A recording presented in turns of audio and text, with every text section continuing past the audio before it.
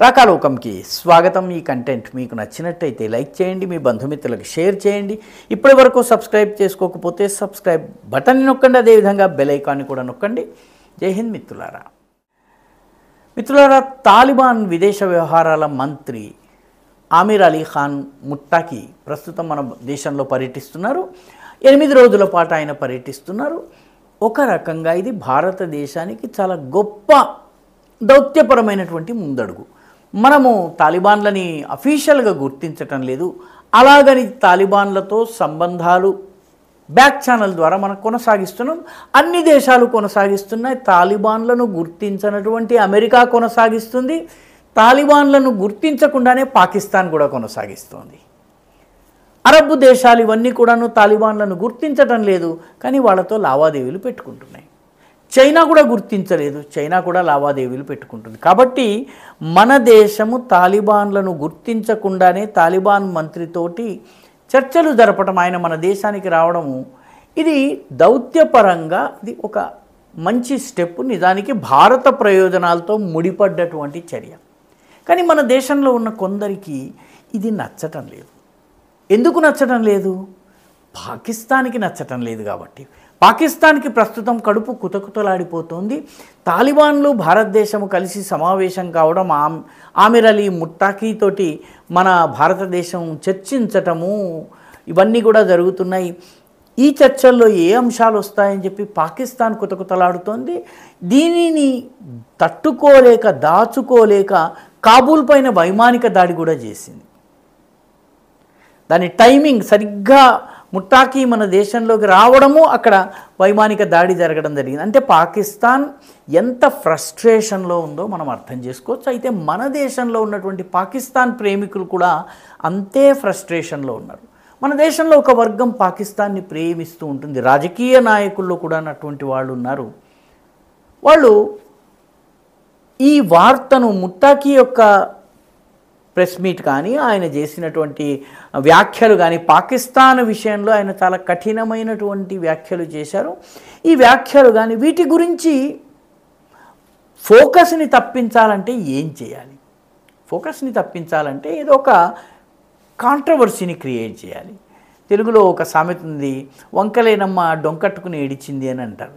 ఏదో ఏడవడానికి ఒక కారణం కావాలి. కాబట్టి ఈ మొత్తము ఉన్నటువంటి పాక్ అనుకూల ఇకో సిస్టమ్ ఒక్కసారిగా యాక్టివేట్ అయిపోయింది. ఒక నాన్ ఇష్యూని తీసుకుని ఇష్యూగా చేయడానికి ప్రయత్నించింది. నాన్ ఇష్యూ ఏంటి? తాలిబాన్లు ప్రెస్ మీట్ ఆర్గనైజ్ చేశారు. ఆ ప్రెస్ మీట్లో మహిళలకు ప్రవేశం లేదు. నిజానికి వ్యక్తిగతంగా నేను ఈ తరహా వివక్షని చాలా తప్పుగా భావిస్తాను. ఘోరమైన తప్పిదం ఇది.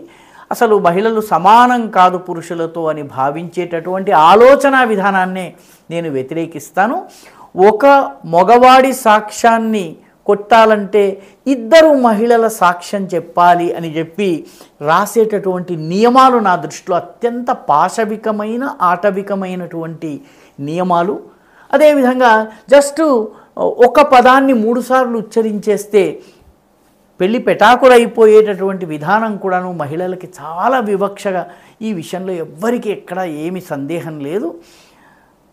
వ్యక్తిగతంగా నేను కూడాను మహిళల్ని ప్రెస్ మీట్కి రానివ్వకపోవడాన్ని తప్పుగా భావిస్తాను. అయితే దీనిని ఇష్యూగా చేసి అసలు ఇష్యూస్ అన్నింటినీ పక్కన పెట్టడం, తాలిబాన్ భారత చర్చలు కానీ, తీసుకుంటున్న నిర్ణయాలు కానీ, దౌత్యపరమైనటువంటి ముందడుగుల గురించి కానీ పక్కన పెట్టేటటువంటి ప్రయత్నం చేస్తున్నటువంటి వాళ్ళ యొక్క ధోరణి కొంత సందేహాస్పదంగా ఉంది. ఎందుకు? తాలిబాన్లను తిట్టడం లేదు, తాలిబాన్లు మహిళల్ని ప్రెస్ మీట్లోకి రానివ్వడం లేదు. కాబట్టి తాలిబాన్లది తప్పు అని అంటలేదు. తాలిబాన్లని తప్పు అని చెప్పి ఈ దేశంలో ఓట్లని కోల్పోయేంత ధైర్యం లేదు. ఆ ఓట్లు కోల్పోతాయని భయపడే వాళ్ళ పాదాల దగ్గర కూర్చునేటటువంటి పంచమాంగ దళాలు ఏవైతే ఉన్నాయో, రకరకాల మీడియాల్లో ఉన్నటువంటి ఒక వర్గం ఏదైతే ఉందో వాళ్ళకి ఆ ధైర్యం లేదు. కాబట్టి వాళ్ళు తాలిబాన్లను తిట్టడం లేదు. అసలు మా మహిళల్ని, మా మహిళా జర్నలిస్టుల్ని రానివ్వకపోతే మేము బాయ్కాట్ చేస్తామని అననటువంటి మగ జర్నలిస్టులు ఎవరైతే ఉన్నారో వాళ్ళని కూడా ఎవరు విమర్శించటం లేదు. ఎవరిని విమర్శిస్తున్నారు? నరేంద్ర మోదీని విమర్శిస్తున్నారు, భారత ప్రభుత్వాన్ని విమర్శిస్తున్నారు. విదేశ వ్యవహారాల మంత్రిని విమర్శిస్తున్నారు. వాస్తవం ఏంటంటే ఈ ప్రెస్ మీట్ని మన విదేశ వ్యవహారాల శాఖ నిర్వహించిందా? లేదు. ఎందుకంటే మనం అఫీషియల్గా తాలిబాన్లను గుర్తించాం కాబట్టి అఫీషియల్గా జాయింట్ ప్రెస్ స్టేట్మెంట్, సంయుక్త ప్రకటన అనేది వెలువడేటటువంటి అవకాశం లేదు.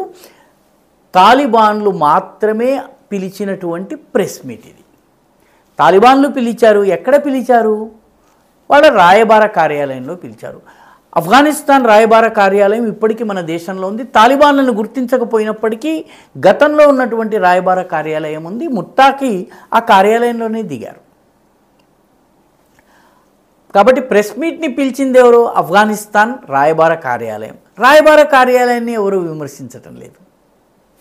రాయబార కార్యాలయం వియన్నా కన్వెన్షన్కి అనుగుణంగా నడుస్తుంది. వియన్నా కన్వెన్షన్ దౌత్యవేత్తలకు ఇచ్చేటటువంటి వాళ్ళకు ఉన్నటువంటి హక్కులు, అధికారాలు, వాళ్ళకి ఇచ్చేటటువంటి ప్రివిలేజెస్, వీటి గురించి చర్చిస్తుంది. 1961 వియన్నా కన్వెన్షన్లో ఉన్నటువంటి సెక్షన్ 22 ప్రకారం రాయబార కార్యాలయము ఆ దేశపు సొంత భూమి కాదు, అది భారతదేశంలో అంతర్భాగమైనా కూడాను దాని లోపలికి వెళ్ళాలన్నట్టయితే కన్వెన్షన్లోని సెక్షన్ 22 ప్రకారము వాళ్ళు పిలిస్తే తప్ప మనము లోపలికి వెళ్ళలేము. ఇది నియమము. మన దేశానికి కూడా ఇదే అధికారం ఉంటుంది. ఇంగ్లాండ్లోనూ, అమెరికాలోనూ, జర్మనీలోనూ, జపాన్లోనూ కనుక జరిగితే మన రాయబార కార్యాలయంలోకి ఆ దేశపు పోలీసు మన అనుమతి లేకుండా ప్రవేశించలేదు. కాబట్టి ప్రెస్ మీట్ని పిలిచింది రాయబార కార్యాలయం వాళ్ళు, లోపల జరుగుతోంది, మహిళల్ని పిలవలేదన్నటువంటి విషయంలో భారత ప్రభుత్వం జోక్యం చేసుకోలేదు. దౌత్య వ్యవహారాల బేసిక్స్ తెలిసిన వాళ్ళు, వియన్నా కన్వెన్షన్ పేరు విన్న వాళ్ళు ఎవరైనా కూడా ఈ విషయాన్ని గుర్తిస్తారు. కానీ విమర్శించే వాళ్ళు ఎవరైతే ఉన్నారో వాళ్ళకి తాలిబాన్లను తిట్టే ధైర్యం లేదు,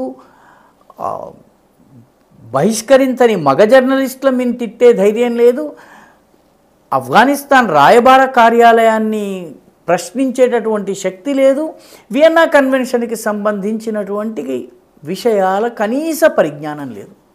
కాబట్టి మహిళల్ని పిలవలేదు. ఇది మోదీ ప్రభుత్వం ఎలా సహిస్తుంది? మోదీ ప్రభుత్వంతో సంబంధం లేనటువంటి విషయం, మన విదేశ వ్యవహారాల విభాగంతో సంబంధం లేనటువంటి విషయము. మోదీ తన ప్రెస్ మీట్కి మహిళలు రావద్దు అని అన్నా, లేకపోతే ఫలానా విలేకరులు నా సమావేశానికి రావద్దని అన్నా అది తప్పవుతుంది. ఆ రకంగా మన దేశంలో 14 మంది విలేకరుల పేర్లు చెప్పి వాళ్ళు మా ప్రెస్ మీట్లకు రావద్దు, వాళ్ళు నిర్వహించే టీవీ టాక్ షోలకు కాంగ్రెస్ పార్టీ ప్రతినిధులు వెళ్ళడానికి వీల్లేదు అని చెప్పి ఆజ్ఞ జారీ చేసినటువంటిది కాంగ్రెస్ పార్టీ. కాబట్టి విలేకరుల పట్ల ఒక మహిళా విలేకరి ఏదో కొంచెము ఇబ్బందికరమైన ప్రశ్న పెట్టినట్టయితే బీజేపీ టీషర్ట్ వేసుకోవమ్మా అని రాహుల్ గాంధీ అన్నారు ఒక మహిళా జర్నలిస్ట్ తోటి, ఒక రకంగా ఆమెని అవమానపరిచే టోన్లో. కానీ ఈరోజు మహిళా జర్నలిస్టులకి ప్రవేశం లేదు అన్నటువంటి దీన్ని రాహుల్ గాంధీ, ప్రియాంక గాంధీ, మిగతా కాంగ్రెస్ పార్టీలో ఉన్నటువంటి నాయకులు లేవనెత్తటమే కాదు, వాళ్ళకు అనుకూలంగా ఉన్నటువంటి ఈకో సిస్టమ్, స్వచ్ఛంద సంస్థల సమావేశాలకు వెళ్ళేవాళ్ళు, సోషల్ మీడియాలో ఉన్నటువంటి వాళ్ళు, కాంగ్రెస్ పార్టీకి చెందినటువంటి మద్దతుదారుల హ్యాండిల్స్, వీళ్ళన్నీ కూడాను దీన్ని ఇష్యూగా చేసేటటువంటి ప్రయత్నం చేశాయి. నిజానికి సంబంధం పొరుగింట్లో ఏదో జరుగుతుంది. ఆఫ్ఘనిస్తాన్ రాయబార కార్యాలయంలో జరుగుతున్నటువంటి ఆ ప్రదేశంలోకి వాళ్ళు పిలిస్తే తప్ప మనకి వెళ్ళే అవకాశం లేనటువంటి చోట జరిగిన సంఘటనకి మోదీనో, బీజేపీనో, కేంద్ర ప్రభుత్వాన్నో బాధ్యులుగా చేయటం అనేది హాస్యాస్పదమైనటువంటి విషయము. మహిళలకు సమాన హక్కులు ఉండాలని అందరూ కోరుకుంటారు. నేను వ్యక్తిగతంగా కోరుకుంటాను. చాలా గొప్ప మహిళా జర్నలిస్టుల్ని నేను వ్యక్తిగత పరిచయం ఉన్నటువంటి వ్యక్తిని, చాలా కష్టపడి పనిచేస్తారు వాళ్ళు, చాలా కఠినమైనటువంటి ప్రశ్నలు వేస్తారు. వాళ్ళని రావాలా వద్దా అన్నది ఆఫ్ఘన్ రాయబార కార్యాలయం నిర్ధారించింది, ముట్టాకి నిర్ణయించారు. దానిలో మోదీ ప్రమేయం లేదు. ఇది గమనించాల్సినటువంటి విషయం. ఈ వీడియో మీకు నచ్చినట్టయితే లైక్ చేయండి, షేర్ చేయండి, ఈ ఛానల్కు సబ్స్క్రైబ్ చేయండి. మీ అభిప్రాయాన్ని కమెంట్ల రూపంలో తప్పనిసరిగా పంపించండి.